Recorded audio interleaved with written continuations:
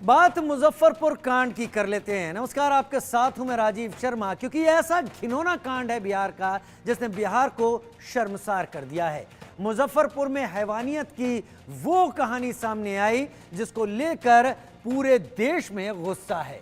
नौकरी का झांसा देकर 100 से ज्यादा लड़कियों को मुजफ्फरपुर बुलाया गया और फिर वहां जो उनके साथ हुआ उसे सुनकर यकीन मानिए आपकी भी रूह आत्मा झकझोरने वाली स्थिति में आ जाएगी, कांप जाएगी। लड़कियों को बंधक बनाया गया, मारा पीटा गया, बेल्ट से पिटाई की गई, कई लड़कियों का रेप किया गया और ये सब 2 साल से चल रहा था। लेकिन आरोपियों के चंगुल से निकलकर एक लड़की भागी।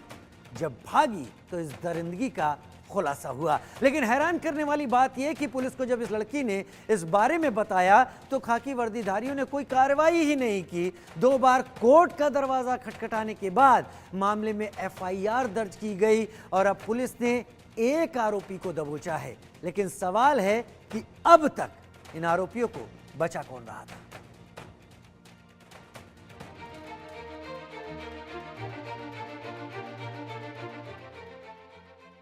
बिहार के मुजफ्फरपुर में लड़कियों से यौन शोषण का आरोपी तिलक सिंह पुलिस गिरफ्त में है। पुलिस टीम ने यूपी के गोरखपुर से मुख्य आरोपी तिलक सिंह को अरेस्ट किया है। तिलक सिंह पर 100 से ज्यादा लड़कियों की यौन शोषण और नौकरी का झांसा देकर उन्हें बंधक बनाकर रखने का आरोप है। मामला छपरा की रहने वाली युवती की शिकायत के बाद सामने आया। जब मीडिया में खबर चली और शोर मचा तो पुलिस भी हरकत में आई। चंद घंटों में मुख्य आरोपी को गोरखपुर से धर दबोचा गया।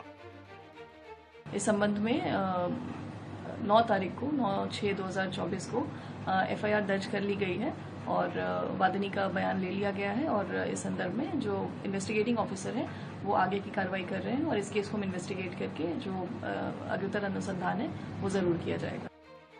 तिलक सिंह पर आरोप है कि महीनों तक ये लड़कियों को अलग अलग तरीके से प्रताड़ित करता था। तिलक सिंह और उसके साथी नौकरी का झांसा देकर लड़कियों को अलग अलग जगहों से मुजफ्फरपुर बुलाते थे। फिर कई महीने तक लड़कियों से ट्रेनिंग के नाम पर फर्जी कॉल कर दूसरी लड़कियों को भी इसी जाल में फंसाया जाता था। लगभग 10 लड़कियां रहती थी। फिर 5-6 दिन बाद से मुझे एक सेंटर नाम की कोई जगह था, वहाँ पे ले जाया गया। वहाँ पे लगभग बहुत सारे लोग था, 500 से 1000 लोग वहाँ पे था और वहाँ पे यही बताया जा रहा था कि चीट फ्रॉड कॉल कैसे किया जाता है, फ्रॉड कॉल करने के लिए सिखाया जाता था। फिर वहाँ कोई जॉब नहीं था, ना कोई ऑफिस था, ना कुछ था ही नहीं वहाँ पे। बस वहाँ पे कॉल करने के लिए ही सिखाया जाता था।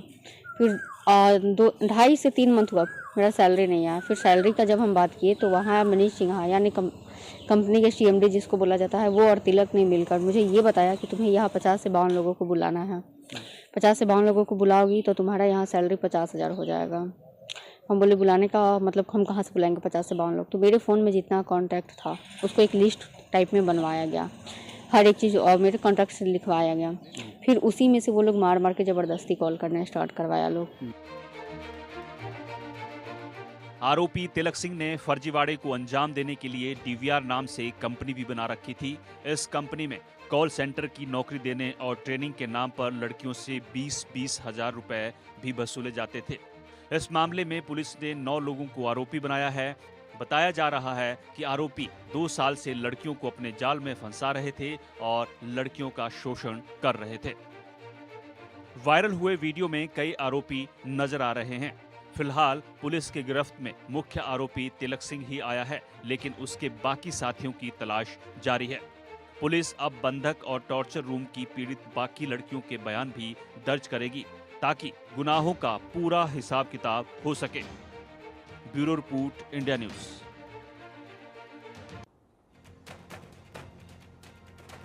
बड़ा कांड है, ऐसा कांड जिसने खुलते ही लोगों को झकझोर कर रख दिया कि इतने दिनों से लगातार बिहार में ऐसा हो रहा था, मुजफ्फरपुर में ऐसा हो रहा था, ये जानते हुए कि इससे पहले भी ऐसे मामले सामने आ चुके थे, लेकिन फिर भी इतनी हीला हवाली बढ़ती गई। चर्चा करने के लिए मेरे साथ निर्मला सावंत प्रभावलकर, इस वक्त पूर्व सदस्य नेशनल कमीशन फॉर वुमेन, मेरे साथ इस वक्त जुड़ गई हैं। निर्मला जी, बहुत स्वागत है आपका इंडिया न्यूज में। सबसे पहला सवाल आपसे आपकी प्रतिक्रिया जानना चाहता हूं, आपकी प्रतिक्रिया जानना चाहता हूं कि इस सब खुलासे के बाद आखिर क्या आपको लग रहा है, हुआ क्या है? मुझे ये लगता है कि ये सब आपकी चैनल के द्वारा जो प्रतिक्रिया मैंने सुनी, और वो जो लड़की है जो कंप्लेनेंट